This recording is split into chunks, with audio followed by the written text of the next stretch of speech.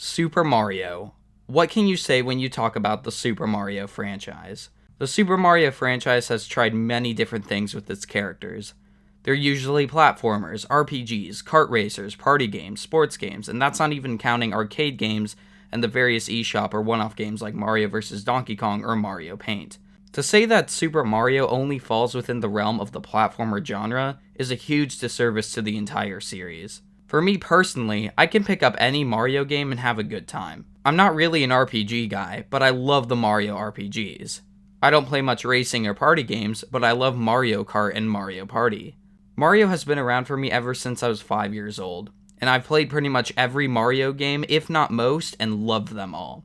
I can't even say there's a Mario game that I flat out hate. I really enjoy this franchise this much. I've wanted to make some kind of tribute to Mario. I've thought about making a retrospective of my time with the franchise, or doing reviews of the games that I personally like the most. But nothing really felt like a huge tribute to the series. Until now. Here is where my long journey begins. I'm going to give in-depth reviews of every Mario game. That includes RPGs, party games, sports games, and random Mario games that no one else has really played. These reviews won't be including any ports or remakes, so no Super Mario All-Stars, no Mario & Luigi remakes, no Super Mario Advance series, etc. Now that isn't to say those games are completely off the table, because I might play one of those remakes if I think it's the definitive version. Cool? Cool. With that being said, I can finally start my seemingly never-ending journey of giving in-depth reviews of each and every game. Now let's take a look at the game that would go on to set the standard for every video game in the industry. This is the Mario Series Retrospective of Super Mario Bros. For the Nintendo Entertainment System.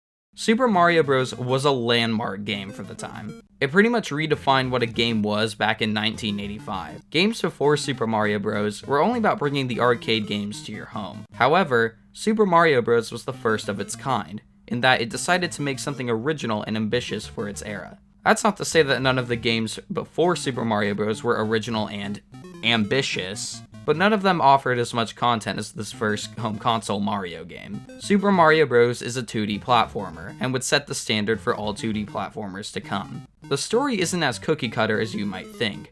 The original game itself doesn't explain any story, but that's why you go to the instruction manual for context of its narrative. The reason for this is because the Nintendo Entertainment System didn't have a whole lot of storage for games.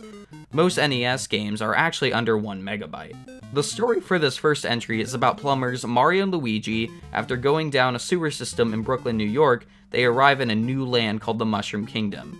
But on that day, the evil King Koopa casts a spell on the land, turning the Mushroom Kingdom citizens into stones and bricks, while King Koopa abducts Princess Peach, the ruler of the Mushroom Kingdom. Mario takes it upon himself to rescue Princess Peach and save her kingdom in peril. Wow. Very interesting, right? As you can tell, Nintendo didn't really have a set direction with Mario by this point. I mean, Bowser wasn't even called Bowser, his first name was King Koopa. Also, Bowser never had the ability to cast spells before, he always had some kind of outside source. Another weird thing is that the Mushroom Kingdom citizens, the Toads, were turned into stones and bricks. So whenever Mario hits a brick, is he essentially killing a Toad? Also, how come not every Toad has been turned into bricks, when you can find some in Bowser's castles? But the weirdest thing of all is Mario being from real-world New York. This story does have some flaws, and I know it's a pretty unrealistic expectation to expect a complex narrative from an NES game, but I digress. For how off-brand the story is by today's standards, this is still way more interesting than some Mario games now. Some Mario games just have Peach getting kidnapped and you have to go save her. That's basically it. So it's cool to see that the first story for the game isn't so cut and dry. For this first game in the series, there really aren't too many in-depth controls.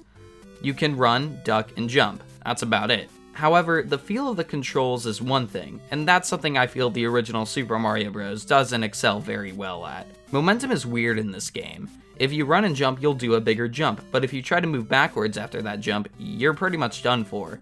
There's not much you can do once you're in the air. If you do a poorly timed jump, then you're done. Surprisingly, it's not as big as an issue as you might think, but it does happen from time to time. Since this is the first 2D platformer with Mario, this is the first time we see a lot of staple enemies of the franchise. Now, how enemies work in this game is to halt your progress. See, platformers are usually really fast-paced, and the enemies are here to keep the levels from getting too boring. They're meant to be obstacles that you overcome, not much more than that. The first we have are Goombas. They're really basic and can easily be taken care of after one hit. Next up is the Koopas. They act like Goombas, but they go into their shells once you jump on them. You can also use the shells as a weapon and hit enemies who are in front of the shell. Then there's Piranha Plants. They hide in pipes and jump up when you least expect it. However, they'll stay in their pipes if you're either right next or on top of them. Buzzy Beetles act like Koopas, except they can't be damaged by fire. Bullet Bills come out of Bill Blasters and will travel horizontally and can't move up and down. Lakitus will stay up in the air and will throw these enemies called Spinies, which can't be stomped on. Hammer Bros stay in place and will lob hammers at you. They can also jump through blocks for more range. Cheep Cheeps can jump at you in the air, but they mostly tend to stay in water. Bloopers follow you, but they can only move diagonally and can't be stomped on. Then there's Bowser himself, the boss at the end of every world for the game. Now, this was one of the earliest 2D platformers, so there is going to be some stuff that isn't as polished or executed very well by today's standards. In this first game, you go through 8 worlds containing 4 levels in each of them. Repeat until you get to the end to save the princess. There are 5 types of levels in this game. There's an overworld, underground, underwater, athletic, and castle.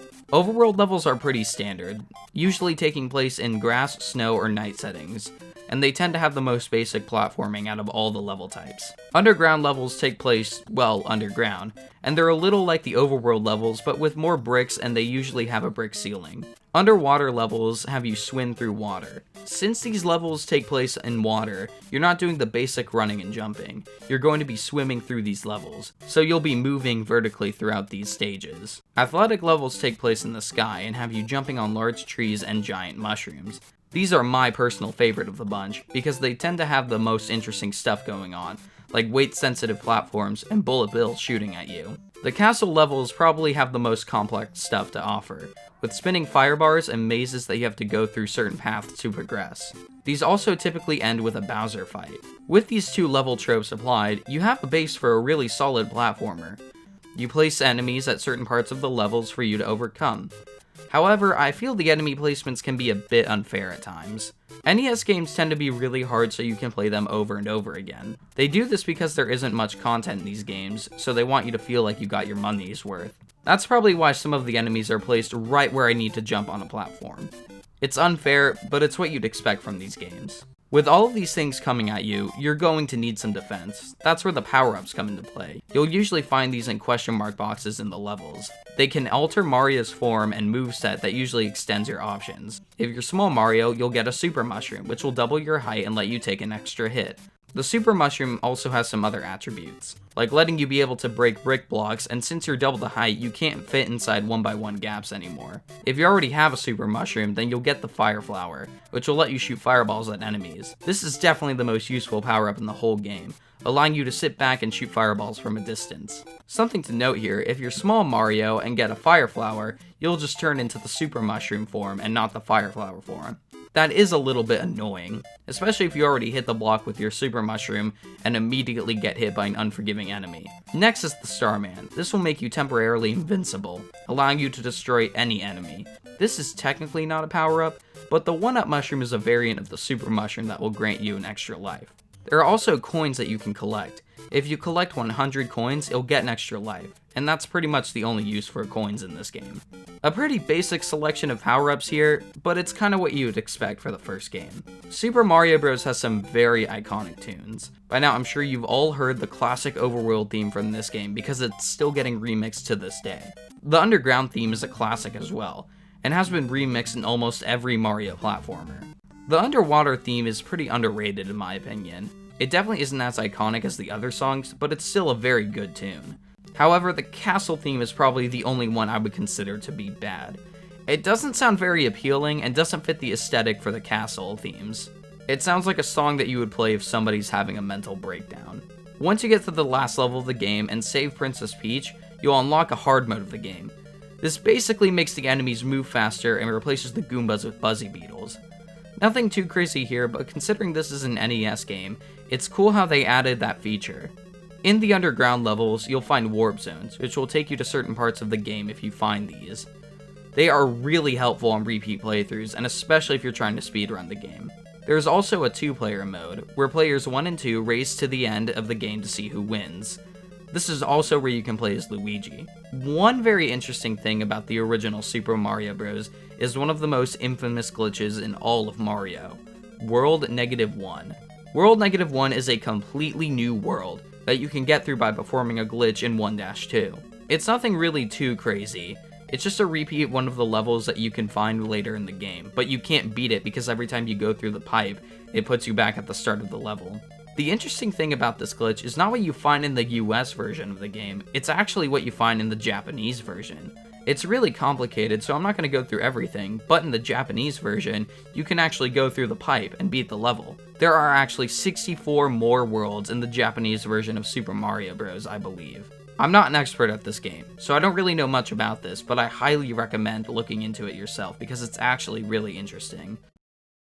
Super Mario Bros. Is one of the most important games in history. When the video game industry was on the verge of collapsing, it was this game that raised it back from the dead. By now the game isn't really anything too special, but for their very first attempt, they blew it out of the water. Compared to other NES games at the time, they are really hard to go back to and play. But this game still holds up in a lot of ways. Super Mario Bros. Not only made a new franchise, but it made gaming a household name. I'll see you guys next time for the review of Super Mario Bros. The Lost Levels.